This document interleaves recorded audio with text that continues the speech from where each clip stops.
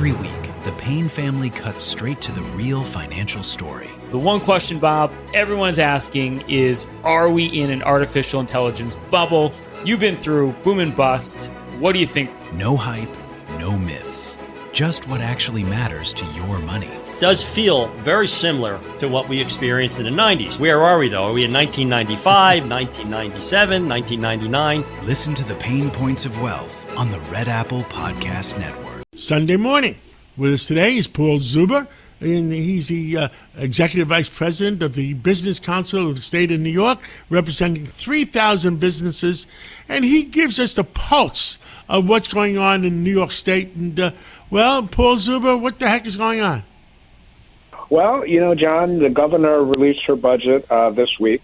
So let me start by saying it's not bad. It's not bad for business. I think the big positives out of her budget proposal is, first and foremost, she's not increasing taxes.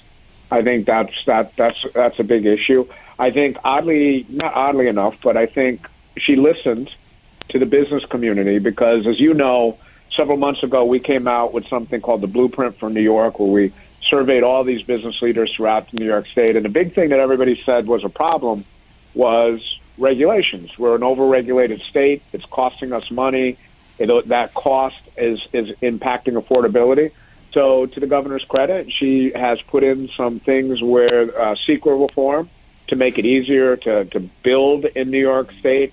She's looking at some, regulatory reform and fixing some of these regulations. So I think there are a lot of positives out of the budget. But where I caution people, and what really truly worries me, is what I see going on in Albany with this growing movement to tax and spend our way out of everything. Because right now, it seems as though the mayor of New York City is not happy that well, he's going to be $12 billion short over the next 2 years, too. Yeah, he's $12 billion short over the next 2 years. So his solution is, well, we should tax millionaires and tax corporations. So my response to that is a couple of things.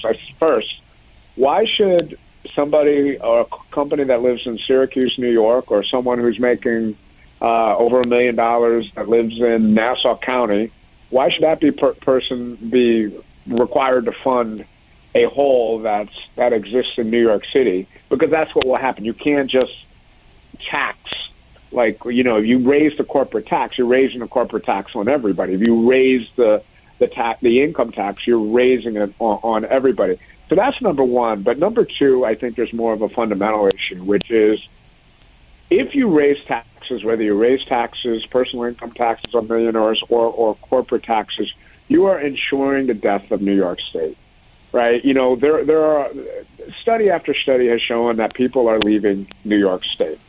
So is every millionaire going to leave New York State if you tax millionaires? No, but some will, and the perception of New York will only grow in the minds of every potential business that could consider coming to New York. Will grow in their minds that New York is just a tax-happy state. And if we want to build economic growth, it is not going to occur by taxing people and doing a spend and tax. And quite frankly, as a consumer, as a resident, as a voter, we all have to deal with our own personal finances, right? When we overcharge on our credit card, we have to pay our credit card. We don't suddenly magically get money by forcing our neighbor next door to pay for our credit card. And that's what it feels like here. I am sorry that Mayor Mamdani has walked into a budget crisis. It's an awful situation to be in, but that's the job he accepted. He accepted that job as mayor, and that's something that he's going to have to deal with. And quite frankly, raising taxes is not the solution. There's already an article by the New York Times that, business growth in New York City has halted. It's actually many businesses are closing. This is not the way to solve the issue. And I'm hopeful and I'm praying that the New York State legislature understands that as well. But, John, there's a lot of pressure on them right now. Obviously, the Democratic Socialists, that movement, that group of advocates has grown in power and has grown in influence. And it is, they're primarying a lot of assembly members. They are trying to gain power in New York State. And I'm just hopeful that the legislature understands that tax and spend is not the solution for New York State.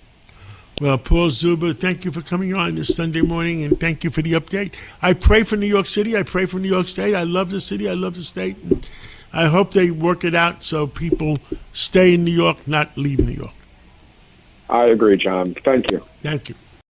Listen to this podcast now on the Red Apple Podcast Network. The Idea Gen Global Podcast with George Sifakis. I'm George Sifakis. In a world overflowing with noise, there is one forum where the world's smartest voices connect, where visionaries sit at the same table as innovators, and great minds don't just talk, they act. Download all of Red Apple Media's podcasts right now through your favorite podcast platform.